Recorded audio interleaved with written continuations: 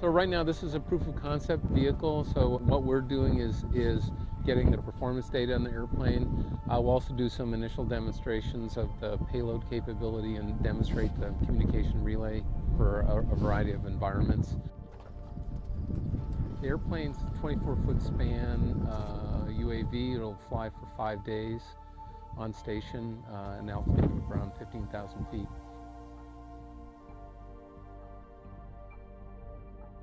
We developed it, was designed and built by a group of MIT students you can see behind me.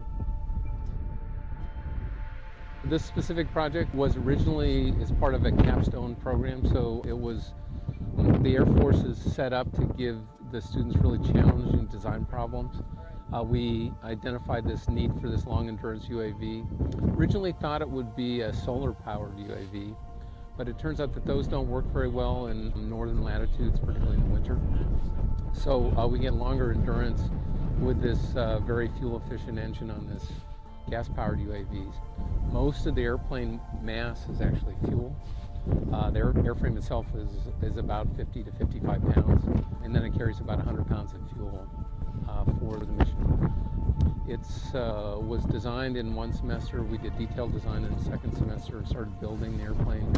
It was built over another semester, and then we went into initial testing at low altitude. And then it actually took a long time to get arrangements to fly at the full weight here in the military airspace.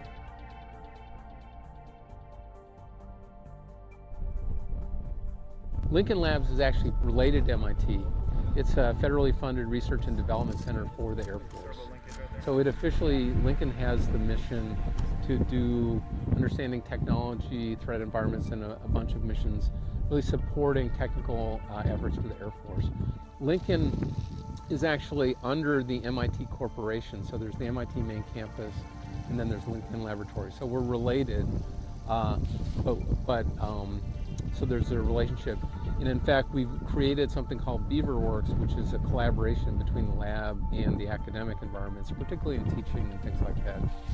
So what's happened over the past couple of years is that the laboratory, Lincoln Lab, has, due to its interaction with different Department of Defense agencies, identified requirements for new kind of vehicles or vehicle systems.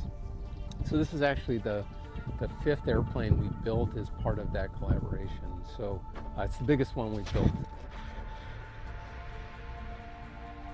Well, I'm Hansman, and I'm a professor of aeronautics and astronautics at MIT.